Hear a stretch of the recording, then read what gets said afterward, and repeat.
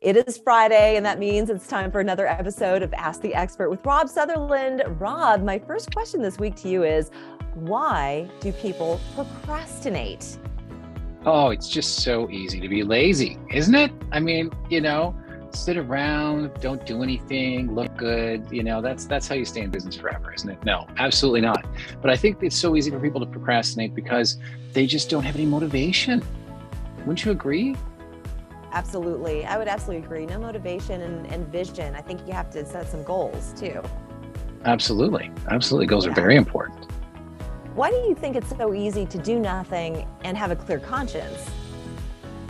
That is the crux of owning a business and being in business and having employees and things like that, where you look at them and they go, and you say, well, why aren't they performing better? Why aren't they doing more with their lives? Why aren't they, embracing what they're doing? Maybe it's just not for them. Maybe what the career path they've chosen isn't for them, and it's just not going to work out for the long term. So they need to make some change. They need to disrupt what they're doing. And I think that more people need to look at what they're doing on a day-to-day basis and make sure that they are continually inspired. And if they're not, maybe they need to reevaluate what business they're in.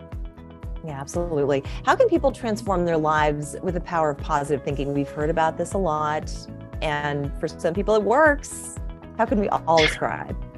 I think it works for anybody, really. If you sit there and you start to manifest, I know people say that word a lot lately, but if you start thinking about things that you want to do and don't talk about them, I think that's the number one problem people have with actually attaining their goals is they tell everybody what they're going to do and then they never do it, right? Like that's not the power of positive thinking. That's just talking out your ass to everybody who listen. What you want to do is actually focus inside and decide maybe this is the right thing to do for your career. This is the right thing to do for your love life or your home life or whatever.